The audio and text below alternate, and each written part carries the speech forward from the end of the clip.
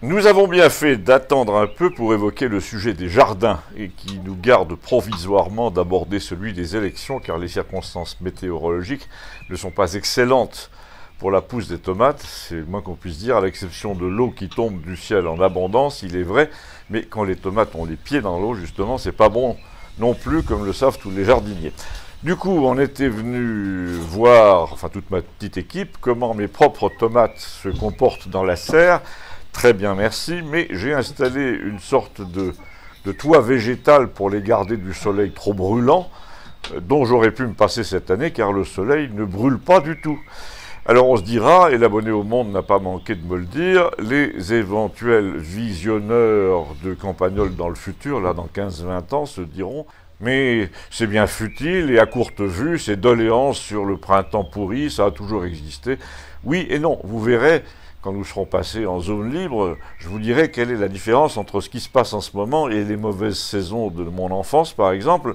Mais en guise d'introduction, je préfère aborder un sujet moins dangereux qui est la correspondance étroite qui existe entre la façon dont les jardins sont organisés ici, par exemple, autour de nous, et ce qu'il y a dans la tête du jardinier. Je m'explique, ou plutôt j'ai expliqué ça à mon petit auditoire, à l'abonné au Monde notamment.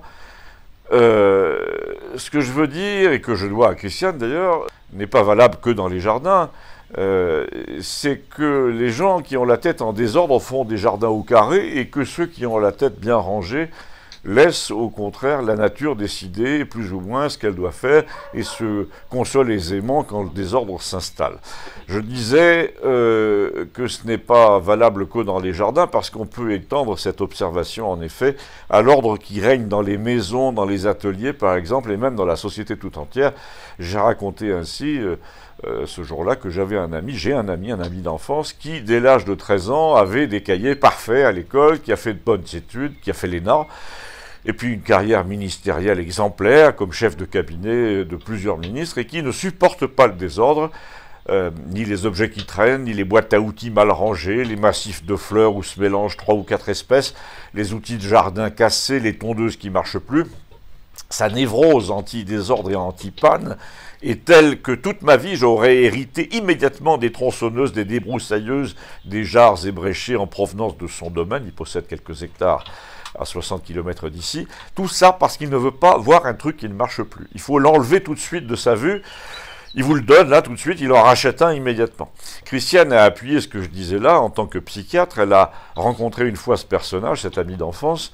Nous avons le même âge évidemment. Et elle a raconté à nos compagnons d'apéro, pendant que je servais des chips et du vin blanc, que cet ami, lorsqu'il faisait la route de Paris jusqu'ici, surtout l'hiver, en devançant sa femme qui, elle, prenait le train, plutôt que d'arriver à la nuit tombante dans son château glacé, là, avec son grand chien, il préférait faire étape ici, chez moi, enfin pas tout à fait chez moi, à l'hôtel, en me laissant son chien, car l'hôtel ne les prend pas. Alors jusqu'ici, c'est à peu près normal, on comprend qu'il préfère ne pas grelotter dans ma chambre du haut, mais en fait, la vraie raison pour laquelle il ne séjourne pas chez moi, c'est que ça n'est pas assez bien rangé, et que ça l'angoisse donc jusqu'au délire de voir ça. Et c'est là que Christiane a pu témoigner qu'il s'agit, chez ce genre de caractère, d'une sorte de maladie mentale. En effet, et j'ai confirmé, il m'arrive de recevoir un coup de téléphone de Paris, de cet ami énarque, là, les jours où il est déprimé, sans doute, au mois de février par exemple, je reçois un coup de fil qui a un seul objet, c'est de s'assurer que j'ai rangé les choses qui traînaient dans l'escalier la fois dernière, dit-il. Et moi, évidemment, je joue un peu cruellement avec son horreur du désordre, même chez les autres, comme ça, en répondant, je ne sais même pas de quoi tu parles. Et il me répond, si. Et c'est là que je parle de délire.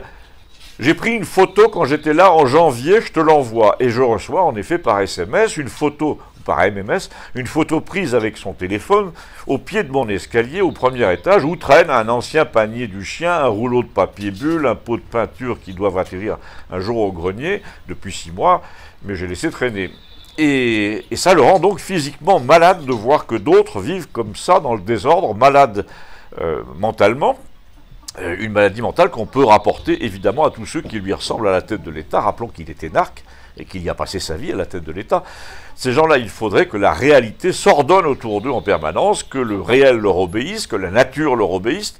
Il faut voir le parc de son petit château, là, dans le nord du département. Tout est parfait. Les buis sont taillés partout, les troènes, pas une fleur, pas un légume, pas un arbre fruitier, qui passe son temps à téléphoner au jardinier, à son homme à tout faire, qui paye 1 000 € par mois toute l'année pour qu'il aille ranger tout en son absence. Enfin, a dit Christiane, ce sont des natures pour lesquelles il faut avoir quand même un peu de pitié, parce que pour eux, c'est une souffrance. Et Gustave a dit, tout ce que tu nous décris là, c'est Bill Gates en fait.